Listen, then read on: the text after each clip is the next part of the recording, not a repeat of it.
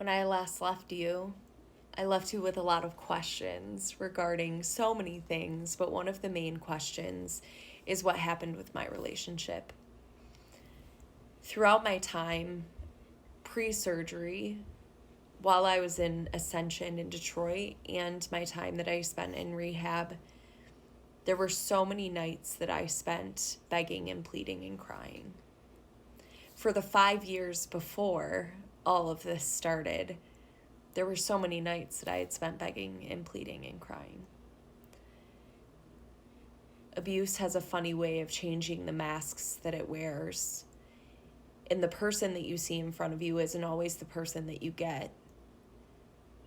But we also become these people that we feel that we can endure it because the good times are so good that we should be able to just get through the bad times because everybody has bad times, right?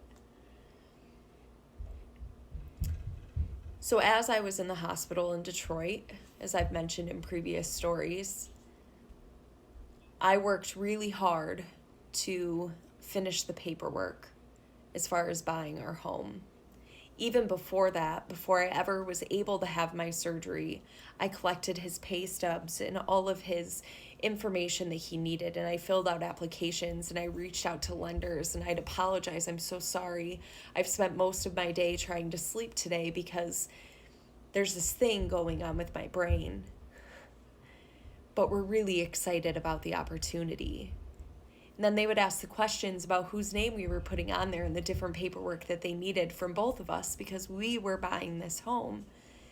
But little did they know that no matter how much I begged and I pleaded and I cried, and although it was my brother's home that he was selling to my family that I had made,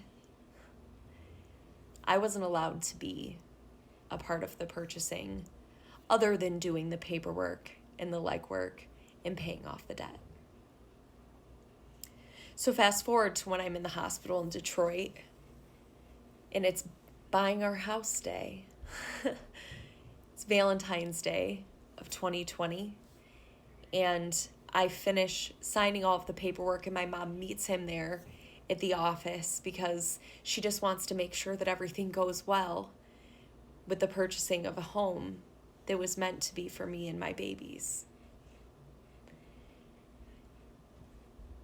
They go through the process, they celebrate together, and he takes this picture and they send it to me and I cry because I don't get to be a part of it no matter what. Here I've put in all of this effort and I've put in all of this work, even though it was work to even wake up every day. And yet I did it.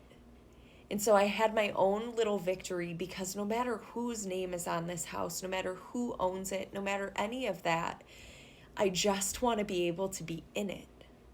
So I just have to stand up and get through today and maybe just stop crying so much because that would help. We wouldn't fight so much if I could just stop complaining so much. So we fast forward to February 28th. And I finally get to go home and I walk out of Mary Free Bed with my mom and my dad because he couldn't even come to get me. My dad has spent hours shampooing the carpets to make sure that everything is clean because if I get an infection in my incision, what happens then? And so my dad spends hours shampooing the carpets and my mom is scrubbing the floors and scrubbing the walls and making sure that everything is ready for me to be able to come home. We're making sure that the home is in tip-top shape for me to be able to get my kids' rooms ready, even though I can't climb the stairs. But my mom is there. I need 24-hour around-the-clock care. And even as a 32-year-old woman, I accept it because if that's what this is going to take, then I'll do it. If it takes my mom sleeping on my couch to make sure that I don't have seizures during the night or that I don't get up in the middle of the night and need something and trip and fall and hurt myself, fine. Because my boyfriend has to work and he works third shift. So then becomes the question of during the day. what do we do during the day? Because he has to sleep. So my mom comes back, and I just want to get the house as perfect as I can because I've envisioned this moment. So with my 1 week hand and a woman who is aging as well beside me, we do what we can to paint the walls and to change out the floor and reseal the wood. We do what we can to clean out the cupboards and make sure that everything is exactly where I want it to be, because this is supposed to be home. But what is a home if you don't feel safe? I believed that the fighting would stop, but when COVID became a thing and everything slowed down and everyone was told that they had to stay home, and I don't have a driver's license anyways because I had seizures, I become trapped here. So even though they tell my mom that it's okay, I'm graduating. I don't need 24-hour around-the-clock care. If I'm able to care for myself the best to my ability, and I believe and she believes that I can be safe, then I'm okay to be home. But then I was really alone. There was no taking a quick trip to the store. There was no inviting your friends over to come and see you. There was no family dinner that she could just pick me up to and bring me so I could see my people. It was just me and him. And when I could handle having my kids finally come home to me, instead of having help, it was just me on my own, kissing my kids goodnight and watching them go up the stairs, because even though I could crawl up, it was really hard to crawl down. If I had helped to get up the stairs when my kids were there, then I could help them clean their rooms. And we could get everything set up just the way that they wanted. And we had painted their walls too, and we had moved in their furniture. And my dad and my mom, they had been such a huge part of our life to help us get settled. But in all of this, the person that was supposed to love me the most told me it wasn't on my time, it was on his, and he just didn't want to do it yet. We had so many years ahead of us. Why did we have to worry about doing these things now? And if I would just calm down.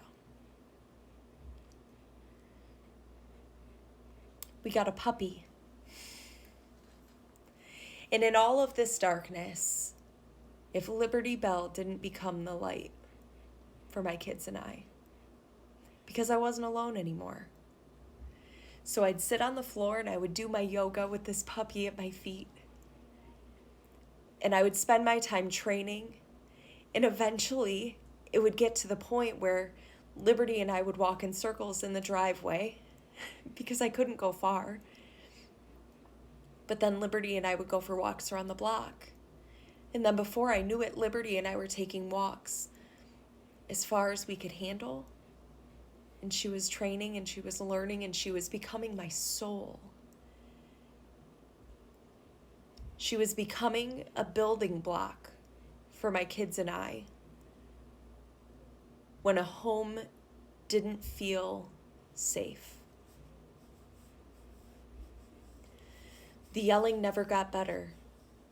The slamming things never got better. The begging him to show up for me never changed. And after finding out, after everything that I had invested in this world, that he was talking to someone else, I decided that it was time for me to go. And we had this one last battle where we screamed and we fought, and he told me that I was every name in the book that you can imagine, and told me how worthless I was, and walked out the door to go to work. And I called my mom and said, today is the day. I had been working with abuse shelters and I had been working with advocates, and I had been telling them I just need to know when the moment comes that I have everything ready to leave safely for my kids and I. And on December 2nd, I did.